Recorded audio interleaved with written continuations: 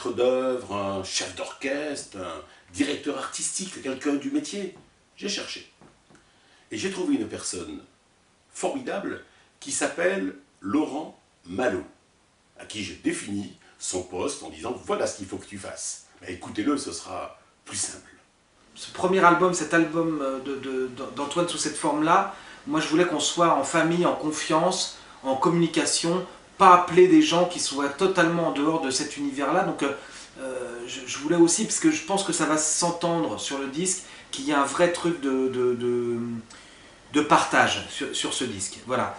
Et donc mon rôle, ça a été à la fois, effectivement, je dirais, c'est très pompeux, mais un peu de directeur artistique, c'est-à-dire de choisir les chansons, de choisir les arrangeurs, de choisir le studio, de choisir les interprètes.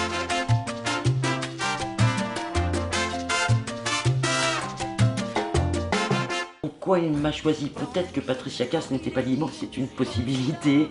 Que c'est quelqu'un qui propose des toboggans en fait, Antoine, et hop, tu prends le toboggan et ça t'emmène dans une histoire, dans une jolie rivière. Ce sont peut-être des chansons où on est un petit peu en colère. Et comme j'ai une voix grave, je pense que cette colère peut être portée par...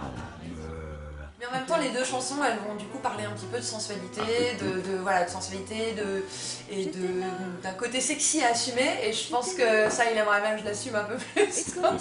Donc, à mon avis, il me pousse un peu dans mes retranchements par rapport à ce côté hyper sensuel qu'il aime bien que je développe un peu. Il m'a fait faire ça sur scène et je lui en sais gré.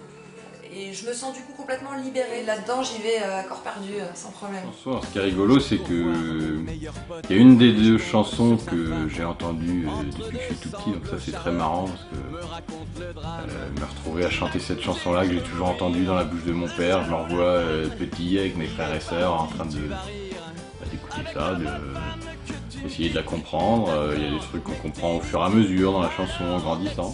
C'est pas des chansons où je suis Maxime dans la vraie vie, mais c'est ça qui est intéressant. C'est parce que je rigole à toutes ces blagues. Et il aime beaucoup ça. Il aime beaucoup être important.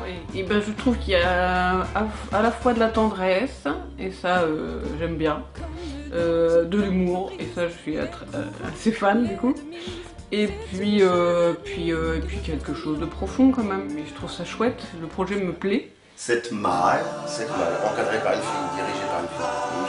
Je pense aussi qu'il y a des chansons dans le répertoire d'Antoine qui se prêtent à notre répertoire, puisqu'on est surtout de la Bayern. Et je trouve qu'on peut vraiment en faire quelque chose aussi d'élégant et assez précieux, pas dans un sens positif. Cette chanson-là, avec ce personnage qui découvre un peu la vie, dans cette narration sur 8 couplets. Voilà, on peut faire quelque chose de très lumineux. Sur les chansons que je chante, La croqueuse de Dieu, Les bijoux, Inconvénients de métier, ce sont toutes des chansons en fait plutôt sensuelles, un peu voire sexuelles. Je suis la Vénus du coin. C'est vrai qu'Antoine m'avait dit je t'ai écrit une chanson. Ouais, non, c'est un super projet. C'est un vrai partage en fait pour le plaisir d'Antoine. Ça tombe bien parce que il se trouve que le président du club écrit des chansons parce qu'il n'est pas très occupé par ailleurs. Et donc on s'est dit tiens, si on enregistrait des chansons du président du club, Antoine Pérez. Disons que cet après-match, je le sens très bien, effectivement. Là, c'est la troisième mi-temps, il risque d'y avoir une quatrième et tout ça. Oui, je suis ravi, oui, tout à fait.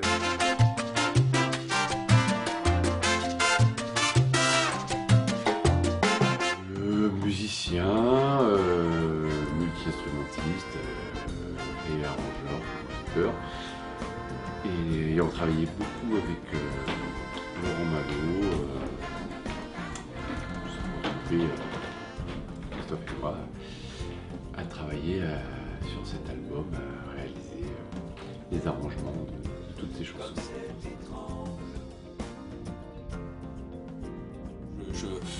Avec des amis, avec des gens sympathiques, dans des conditions mais de vraie convivialité.